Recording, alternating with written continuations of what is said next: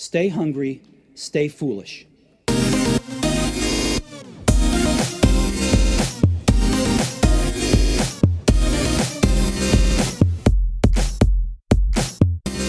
A mind that is stretched to a new idea never returns to its original dimension. This episode aims to introduce practical instruction for mastering the wheel of awareness, a life-changing tool for cultivating more focus, presence, and peace in our lives. We will explore the science that underlies meditation's effectiveness, how to harness the power of the principle where attention goes, neural firing flows, and neural connection grows, how developing a wheel of awareness practice to focus attention, open awareness, and cultivate kind intention can help us grow a healthier brain and reduce fear, anxiety, and stress in our lives. Whether we have no experience with a reflective practice or are an experienced practitioner, we are going to explore this hands-on guide that will enable us to become more focused and present, as well as more energized and emotionally resilient. Our guest is author of 4 New York Times bestsellers. His books include The Developing Mind, Parenting from the Inside Out, The Mindful Brain, Mindsight, The Mindful Therapist, A Pocket Guide to Interpersonal Neurobiology, The Whole Brain Child, Brainstorm, No Drama Discipline, Mind, The Yes Brain, and the focus of today's episode, Aware, the science and practice of presence, a complete guide to the groundbreaking Wheel of Awareness meditation practice. We welcome Dr. Daniel Siegel. Aidan, thanks for having me. It's a pleasure. You're a one-man cross-disciplinary team. That's the real thing. That's the thing I got from reading your work and your back catalogue and the many, many TED Talks and features that you've done all over YouTube, etc. It's a fascinating background, and I'd love to share that first with our audience. Sure. Well, first of all, it's an honor to be here with you, Aidan, and it's always great to connect with Ireland. You know, my dear friend, John O'Donoghue in America, we call him. Good pronunciation, man. You've obviously spent time here. Yeah, and I've been corrected how to say his name properly. We had such a grand time there in Ennistimon just this summer, really celebrating with the president of Ireland and all sorts of wonderful, wonderful people from John O'Donoghue's life. So it's always great to be back with an Irish connection. And, I think what John and I used to work on was this bridge between spirituality and science. And John himself, as a former Catholic priest and a poet and a mystic and a philosopher, he himself was a one-man transdisciplinary field, and so when the two of us were together, it was quite a fun joining of minds. And his new book, Pastures of Wonder, the interviews with John Quinn, the wonderful radio icon you have in Ireland, is just a fantastic new book that people can dive into John's life. So I come from a field where we blend all the sciences into one perspective and ask, questions like, what is the mind? What's a healthy mind? And how can we cultivate that? And that's what the Aware book is really all about, is something very practical, but that's built on some pretty extensive scientific synthesis that extends beyond just science and into all sorts of things like parenting and education and what we do just with our personal understanding of what it means here to be a person on the planet. Yeah, and I love the cross-disciplinary thing. And it's something we talk often about on the show, that so many of us, because of the education system the way it is, we're trained in these swim lanes and we don't cross the lanes. And it's in the crossing and the linking that the magic can come. And you did a fantastic, one of your many TED Talks in Prague. And I thought it was fascinating the way you explored linkages and connecting the dots. And you shared this story about 2 things you were studying in the evening and the day job, one being salmon and the other being suicide. I know, it's amazing you bring that up, because it was a cultural moment, really. I told that story and like people were cracking up, and I got so confused why they would laugh talking about suicide. And what happened was, apparently, there's been so much trauma there in the Czech Republic and in Prague in particular. And so one just way of adapting to some very serious things is just to laugh. But it really threw me, that discussion. But the story really was given to talk about. During the day, I was studying fish and looking for the molecule, the enzyme that would help them go from their hatching in fresh water to being able to survive in salt water. And we were in pursuit of this enzyme and actually found it to help us understand how the fish could change its body composition. But then at night, I was working on a suicide prevention service, and there I was really focusing on how the communication between one person to another, the person on the suicide prevention service line and the person in a crisis, could make the difference between life and death. And so, just like an enzyme could save a fish, an emotional connection could save a human. And I was really always interested in how the subjective experience of feeling felt, of feeling understood, of feeling connected in a very brief encounter with someone on the phone could actually save their life. And that sort of set my whole path, I think, as a young student to really asking what is the common ground between our subjective life and our sort of physiological molecular life. And that's everything I've been doing basically has been exploring that question in all its different dimensions. And the wheel of awareness is a practice that actually helps you just continue that issue. Like, what is exactly going on that we can use our mind to change the structure of our brains? What is this mind thing that we have? It was interesting you say about the laughter, because I was watching that and the camera's only on you. So I felt I missed something when I heard the laughter, and you didn't break a stride, of course, because you're so used to speaking this way. And I was like, oh, what's going on? And then I presumed something happened in the back of the room and you just ignored it and kept going. Because it's interesting, that's actually what happens. And I'll share the link to that talk as well. Well, that's so interesting you noted that, because inside of me, it felt like forever, because I went, oh my God, what just happened? Why are they laughing when I'm talking about people killing themselves? And I mean, the backstory I found out later, and it's complicated, because in that talk, they forgot to put a clock on. And in the TEDx talks, you have to be very punctual. And I didn't have a watch, so I had no idea if I was getting close to my 18 minutes or not. So I was going like, oh my God, they're laughing at death.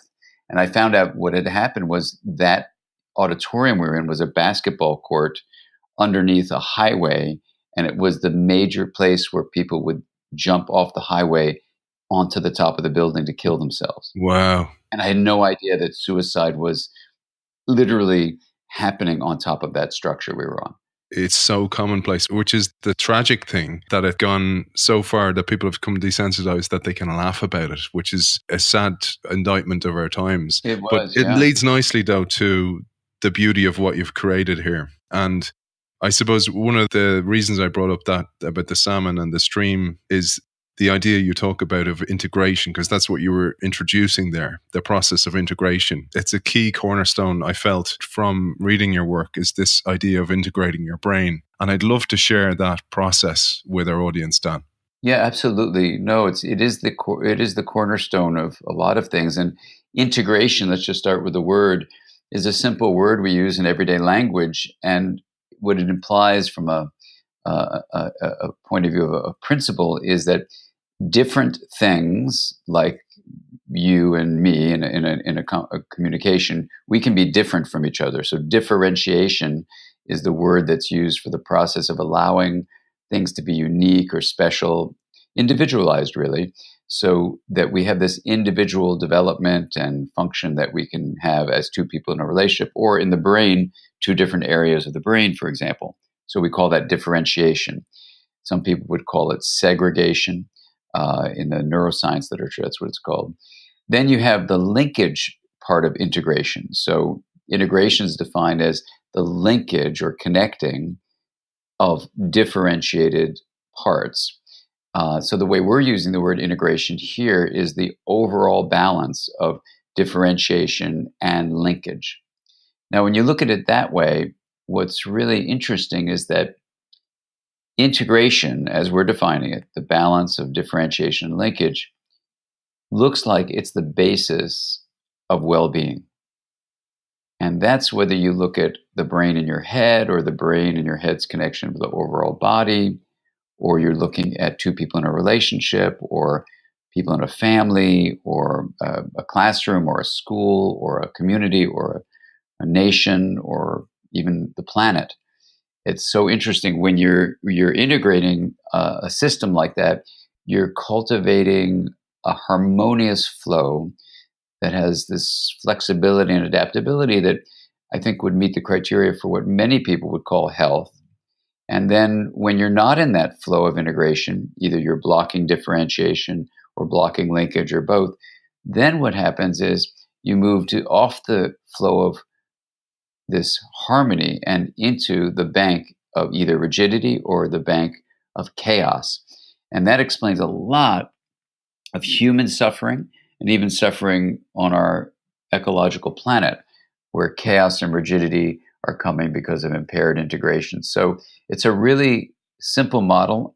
It became really clear to me in the early 90s that this might be a useful model that comes from mathematics, but that would apply to all sorts of things in biology or psychology or culture and anthropology. So I tried it out in different ways, and it turned out to be really a very practical concept that could drive things you would do, like the wheel of awareness, for example, completely came from combining the idea that integration is health and consciousness seems to be needed for intentional positive change in life. So what would happen if you integrated consciousness? And we can talk more about that, but basically, yes, you're absolutely right. Integration is at the heart of all these different things. And once you start wrestling with that and seeing how it fits in your life, it's amazing how useful it is. And it's just a one word thing you need to remember. Oh yeah, integration, and everything seems to stem from that. I love the idea of integrating chaos and rigidity. And you talk also then about almost like mastering your left and right brain, because they have different functions, that they are capable of operating separately.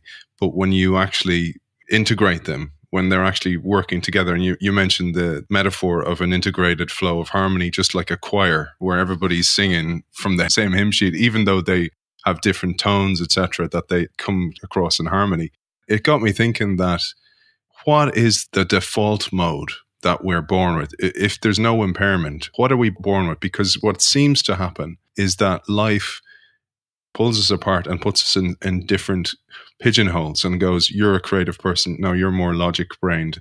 And we don't seem to have a methodology or a process to bring that back together. Or else, as you mentioned, somebody who may be on the autism spectrum disorder, or somebody who has had brain damage, or somebody who's been abused as a child, that they kind of get pulled apart and left that way. Yeah, that's right. And you want to have it life be much more fluid and flexible than that. We can change and evolve, and we don't want to be pigeonholed into just one thing, one way of being. So yeah, I mean, it's so interesting. I remember in Ennis Diamond, to illustrate the choir example you're giving, I just said to people, "Hey, does anybody sing?" And before you know it, these wonderful Irish countrymen of yours were up there, and you do this example where they sing the same note the same way, so it's no differentiation. It's just kind of rah. And that's the rigidity example. Then you have them close their ears and belt out whatever song individually they choose. It sounds chaos, it's cacophony. But then you say to them, okay, well, just, sing a song together. And that's all. And you back away. And this natural, what's called self-organization, blends differentiation linkage. And they came up and they sang this unbelievable version of Danny Boy, And if you can imagine, I don't remember how many it was, over 20 people up there just singing Danny Boy, with John, O'Donoghue in mind, and it was just exquisite. But you could feel Jill's, of incredible harmony. You could feel the linkage and differentiation that was there. And in terms of whatever anyone is facing, we all come with different stuff in life. So what you really want to do is have a way to really accept what is, and then see how it can be integrated into the flow of a larger life, for any of us, whatever, whether we have autism or have a cycling mood disorder, or, all sorts of things that life just may have dished out for us. That's what it is. But now you can take that and put it into this more integrative flow. going back to your multidisciplinary skills, one of the things you did, which remarkably didn't seem to have been done at the time, was look at the imbalance between the chaos and rigidity, and then cross-reference that with medical journals to see that almost every mental imbalance is rooted in the imbalance of these two forces, chaos and rigidity. I think it's chaos and rigidity are interesting in a way outcomes when you haven't balanced the linkage and differentiation. So I would kind of think of it a little bit like that, but it is certainly where in life, sometimes you move a little bit towards the chaos, sometimes towards the rigidity. And I think the cause of if you get stuck is if you haven't balanced this linkage and differentiation process. So this leads nicely to the benefits. Before we go into talking about the Wheel of Awareness and share the practice, it'd be great to share some of the benefits, because really, really amazingly, by working on this, we can totally change the shape of our brains, reverse aging, and there's so many more benefits. It'd be great if you'd share them with our audience, Dan. Yeah, Aidan, this is it's an amazing moment, in science, because the Wheel of Awareness has three aspects to it that in other studies have been very meticulously researched. And they are developing focused attention, that's a first pillar, developing open awareness, that's the second pillar, and developing what I call kind intention, what other people might call compassion or loving kindness, the third pillar, kind intention. So you're taking three aspects of the mind: attention, awareness, and intention, and you're very systematically strengthening each of them, or training them. You're training attention to be focused, awareness to be open, and intention to be kind. And when you take this three-pillar training and say, well, what does the research show that it does? What you show is exactly what you're saying. It reduces stress, it improves the immune system, it optimizes your cardiovascular system's functioning. It allows you to actually reduce inflammation by changing the way genes are expressed. These are called epigenetic regulators that are modified. And as you point out, it slows the aging process by a number of mechanisms, but one of them is by optimizing an enzyme called telomerase that repairs and maintains the ends of your chromosomes, where all your genetic material rests. And this is really an amazing finding. And when I turned the manuscript in for reviewers to read, make sure I had, the scientists could read it. One of the scientists wrote me back and said, Dan, this is all great, but you left something out. And I thought, oh my God, I don't want to have to add more. But so I said to her, what did I leave out? And this is Alyssa Epple, who wrote this beautiful book called The Telomere Effect with her colleague, Elizabeth Blackburn, who had won the Nobel Prize for discovering this telomere system. The ends of your chromosomes are called telomeres. Anyway, she says, you need to write that it slows the aging process.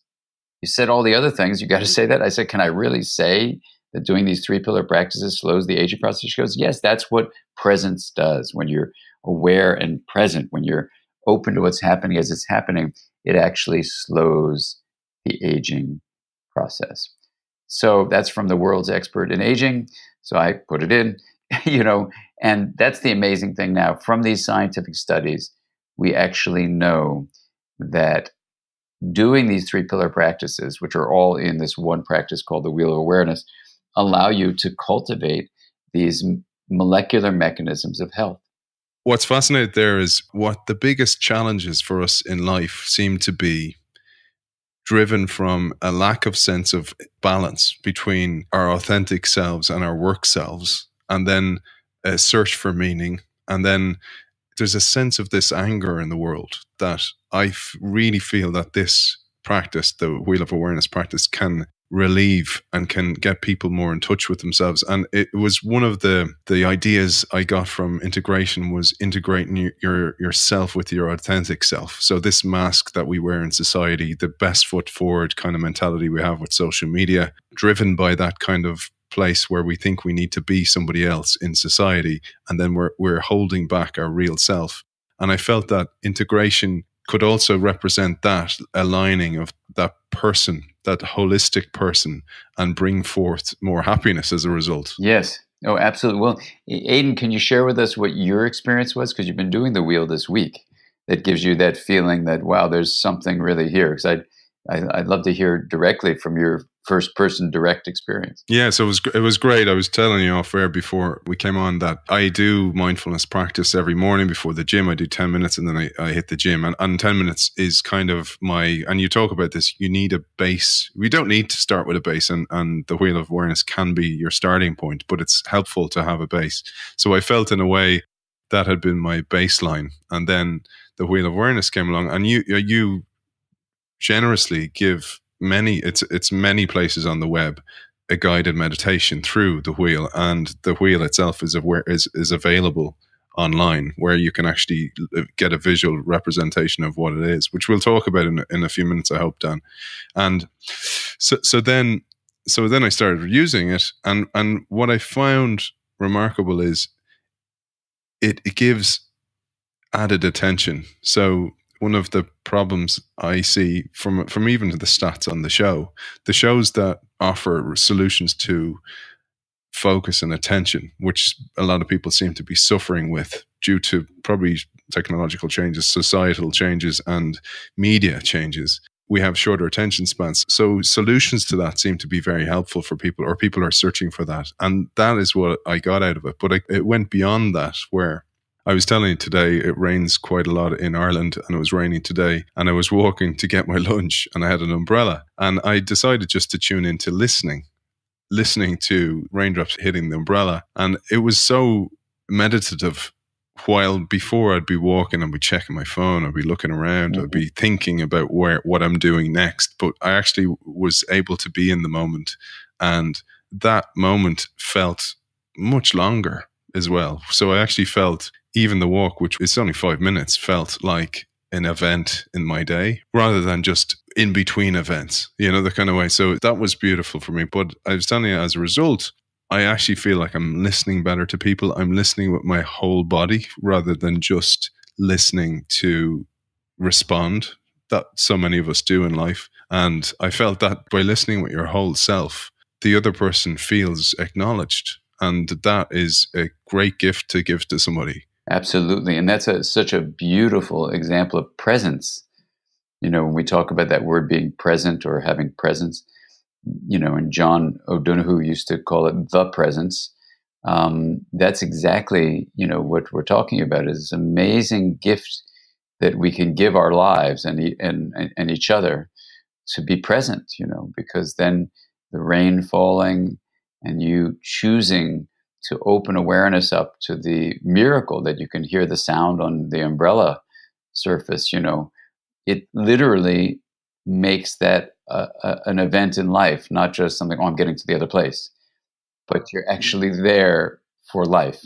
It was that thing of life seems to be such a rush for so many people, that imagine this could give everybody the sensation of more time, or being actually present in their lives rather than being a passenger towards death. Because I feel that so many people get into a job, have children, and then it's just countdown to death, instead of actually, okay, like we talked about chaos and rigidity. And I thought a lot about what Lao Tzu said, and Carl Jung even integrating the shadow, that you need contrasts in life. You need chaos to understand rigidity, or you need to understand what bad is so you appreciate good. And I took that from your work as well, I have to say. And it's something that I've been teaching to my children, to understand that things will happen in life and they're not bad things. They actually make you appreciate the good.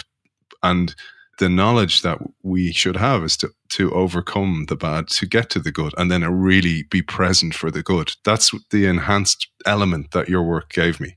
Oh, beautiful. It's such a simple practice that if it could give other people as well that perspective shift. When you started with the Oliver Wendell Holmes quote, a mind stretched to a new idea does not return to its original dimension. The idea is really quite simple. The idea is that this metaphoric visual image of a wheel, with the hub representing the experience of being aware. So if I say, hello, Aiden, you have both the knowing, which is awareness in the hub, but you have the known, which is the sound, hello, Aiden, that's on the rim. In this case, it would be the first segment of the rim where we would put the five senses, including hearing. So you have hearing, seeing, tasting, touching, and smelling that are on the first of four segments of the rim. Then you move this metaphoric spoke of attention over to the second segment, and then you explore the interior sensations of the body, the feelings of muscles and bones and organs. And that in science, we call that the sixth sense. So that goes along with the first five and then the sixth. And as you're exploring these two segments of the rim, you're exploring basically outer energy flow patterns and inner ones, and you're focusing attention. You're learning to train attention on one thing at a time, like sound when you're focusing on hearing, or light when you're focusing on sight. And so when you did the umbrella experience, it's a beautiful example where it just was very natural to say, okay, let me actually differentiate one of the senses here, the sound, and suddenly it like brightens your whole day, even as it's raining, because you're empowered to differentiate and then link that to awareness, which is in the hub. Just this visual image, even of these first two segments, lets you see that staying even at that level of just sensory input, whether it's from the outside world, the inside world, you're learning to strengthen the focus of attention, which is really the first step in really strengthening the mind. And that's the first pillar of developing focused attention. Yeah, and I love how you discovered this tool. It'd be great to now launch into the Wheel of Awareness practice and how it originated as well, which is a great visual metaphor. Yeah, it's quite simple. I'm a scientist by training and a clinician by work and an educator in what I really do these days. And so, the science I work in, we combine all the sciences into one framework called interpersonal neurobiology. And these two ideas seem to emerge where integration was health, that's number one, and consciousness was needed for change, that's number two. And that was studying forms of education or parenting or psychotherapy. All those ways we help people intentionally change in a positive direction seem to involve consciousness.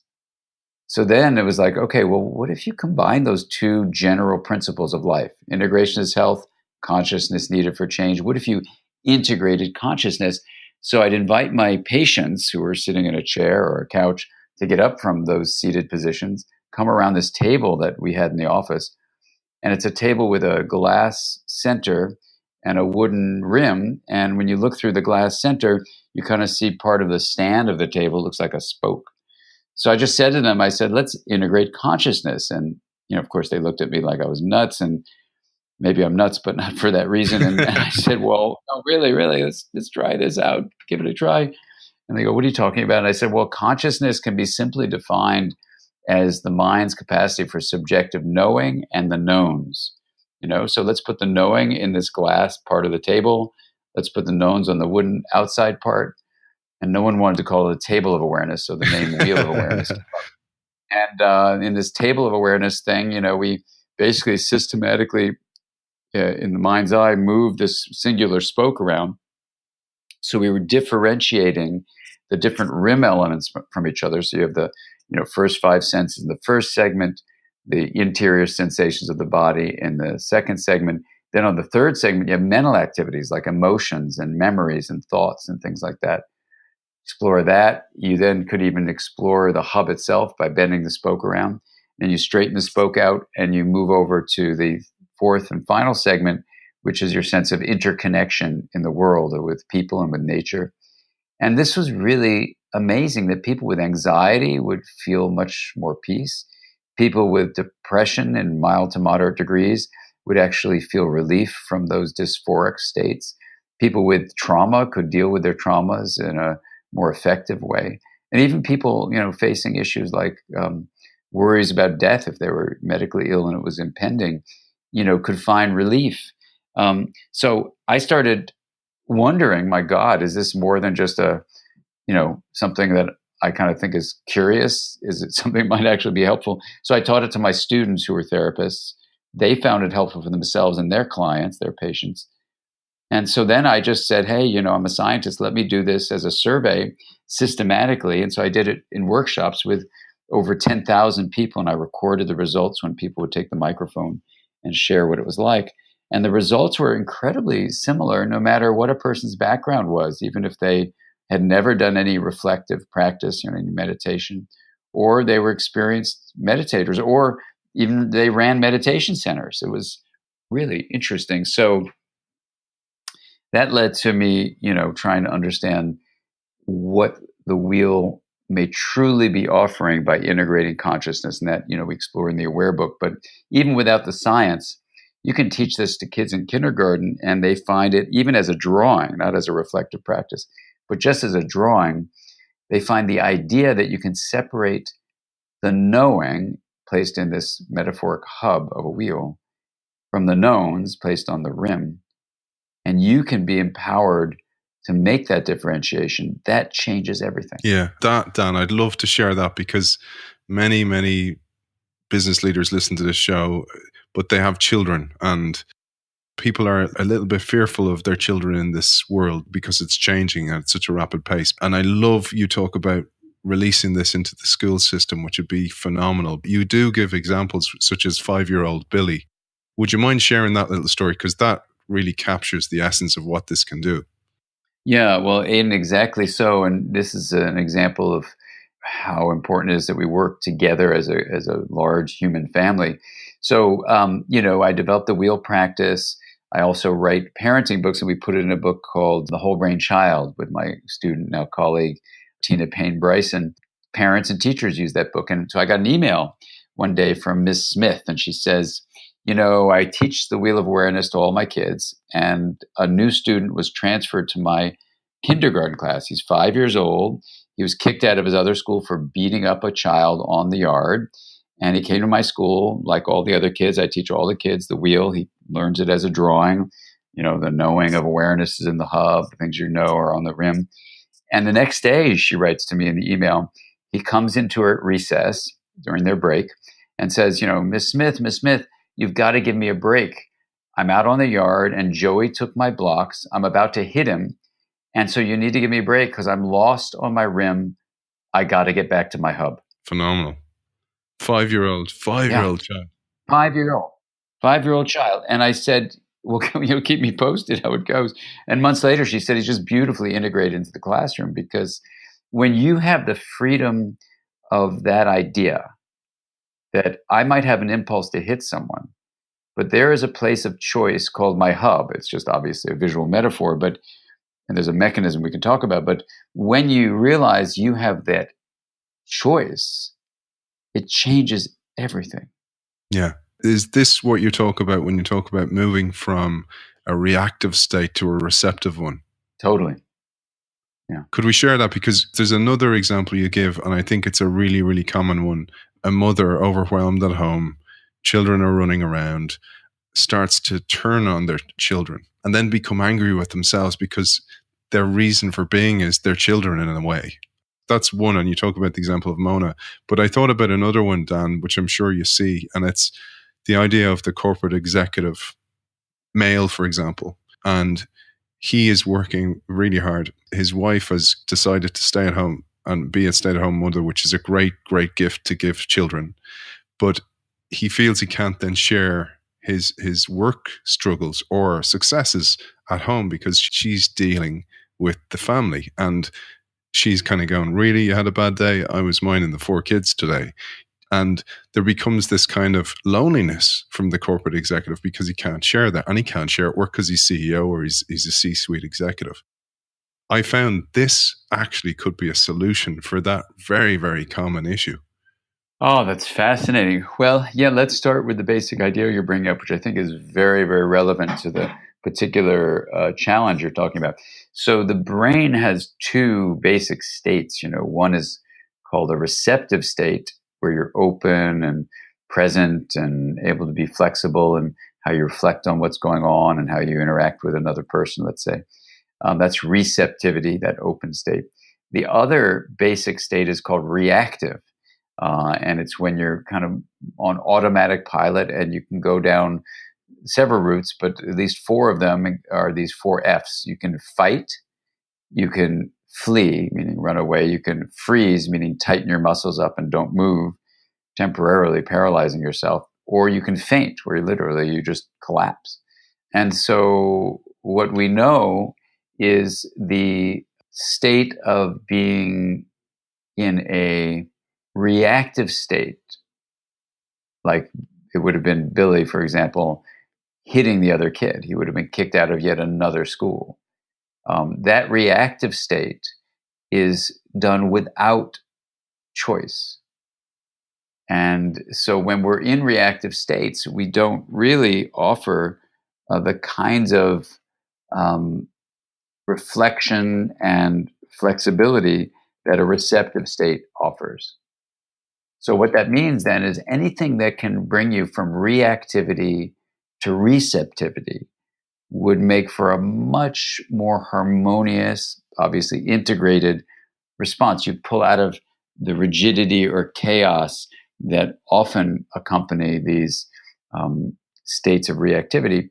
So in the case of the C-suite executive, finding a way to work with a spouse, whichever one is, whichever gender, doesn't matter, but to find a way to both enter this hub of the wheel and to be able to say, the rim stuff of me being at home with four kids may have a certain quality to it of urgency and irritation, and your experience, let's say, of success at work is your rim stuff. Let's both find each other in our hubs so we can hear about each other's day. But if you're just lost in reactivity either way, fun at home with kids playing, someone had a hard time at work, or someone had a great time at work and the kids are really giving you a rough time, it can go either way. You want to drop into your hub to receive the other person's stuff, whatever it is, positive or negative. I love that. So you find common ground in the hub, essentially. The hub is literally, and when you get into the mechanisms in the book, you see where that statement comes from. The hub is literally common ground. And it's also amazingly when you see the possible scientific mechanism beneath the metaphor of the wheel. It's not only where we have common ground, but it's also where other options of behavior and emotional reaction and thought and ideas and innovation actually rest. So when you can essentially drop into the hub, you're not only giving a pause between an impulse and an action, like Billy showed us, but you're also literally dropping the mind into the space of mental processes where other choices that you wouldn't have had access to on the rim, other choices exist there. So you're pausing, you're having the subjective experience of being aware, and you're literally, in a mind mechanism point of view, placing yourself where other choices exist so you can choose from amongst them. That's fantastic. And Dan, how are you doing on time, by the way? Just to check in with you. I just probably need to leave in about 5 minutes. Okay, perfect. And I'd love to have you back on the show and maybe with Tina to talk Excellent. about Whole Brain Child, because I think that's a gift that we can share with the world as well, that you've brought into the world with Tina. It leads me to this question, which is, it's my children, my son. I have two boys, 8 and 5. And they will often say, I can't quieten my mind down. So they've been saying that for quite a while. But then when I read in your book, you define many, many aspects. And I love this about your writing. You ensure that the reader and your explanation, that we're on the same page all the time. You check in with the reader, which is fantastic. It leads me to this question, which is, many of us think we are our thoughts, or we think we're our mind. And it'd be great to hear from you, with your cross-disciplinary excellence, to hear what we actually are. What's the essence of us? Are we our thoughts? Are we our mind? Or what is the differentiator between us and them? Yes. Well, mind used as just rib points of thought lets us see how the idea of the wheel reveals the reality that we're more than our discursive mind. Let's use that term. We're more than our thoughts, we're more than our emotions. You are more than just stuff on the rim. You also have this amazing thing called your hub, which is basically the source of being aware or conscious. So when people first realized this idea, it is transformative because even if a thought comes into mind, that is, they become aware of a thought, it doesn't mean that's the path they need to follow. They can drop into awareness, consider many different rim points, many different thoughts, emotions, memories, the meaning of what's happening, the context in which something's going on. You're coming home to your spouse and there's an irritation. And rather than just being reactive with your own thing, I'm really angry, you're irritated, and developing more irritation, you actually have the opportunity to drop into the hub and say, I hear your anger. Let me know more about that. Now, you may think that that's outrageous, it's impossible to do, but actually it's incredibly liberating because what it does is it empowers you to really not go into automatic pilot. It empowers you to realize you are more than just your discursive mind, just your thought patterns, your impulses. And in the end, for a relationship, it is so health promoting to be able to sit in awareness and say, tell me more about that. Even if someone's angry with you and you're saying, I want to be receptive to what's going on. I want to really understand what's happening in your subjective life right now. It's the key to health for a relationship. It's the key to health for our individual lives, that we feel felt by one another. And the amazing thing is, when you deeply understand the hub through the Wheel of Awareness practice, you start to feel the reality that you are more than just your thoughts, and the fullness of life that expands a sense of self, expands a sense of time, slows the aging process, all the positive health benefits. If someone said to you, I'm going to give you like a vitamin or a medication that's going to allow you to have these 5 molecular changes of health in your body, it's going to integrate your brain, and it's going to give you this feeling that, wow, I'm more than my thoughts, and there's this aliveness to every day where, as John O'Donoghue used to say, every day is a miracle. And I can actually live where the ordinary becomes extraordinary. And I'm not just speaking like at the extremes. I'm saying when you do the Wheel of Awareness practice and come to realize that hub is this incredible source of light in your individual life and your relational life, it's just a gift that keeps on giving. And we learn we are more than just our thoughts and our discursive mind. We are filled with all sorts of options we never actually knew we had until we paused, integrated our consciousness. And the wheel is one way to do that. What an amazing way to conclude today's shows, Dan. Where can people find out more? Because I mentioned you're very generous with the gifts that you've brought into the world. You have them on your website. You share meditations, etc. But where's the best place to find out more about your work? Yeah, if you go to our website, drdansiegel.com. So it's drdansiegel.com. There we have a whole bunch of free resources. You can do the Wheel of Awareness there. There's some fun videos, all sorts of hopefully useful things, and more extensive training, of course, if you want that. But you can get all these basics of the wheel right there. Test it out to see how it is for you. And if it fits for you, like Aidan, it sounds like it is for you, you can see how powerful it is to bring it to your life. There's a lovely quote I'd love to finish on, Dan, that encapsulates, I think, the gift that you're bringing into the world, and it's by Blaise Pascal. You mentioned in the book, all of humanity's problems stem from man's inability to sit quietly in a room alone. So thank you, Dr. Dan Siegel, author of Aware, the Science and Practice of Presence, for bringing the ability to sit quietly in a room into our world. An honor. Thank you, Aidan. And I'll look forward to our next conversation.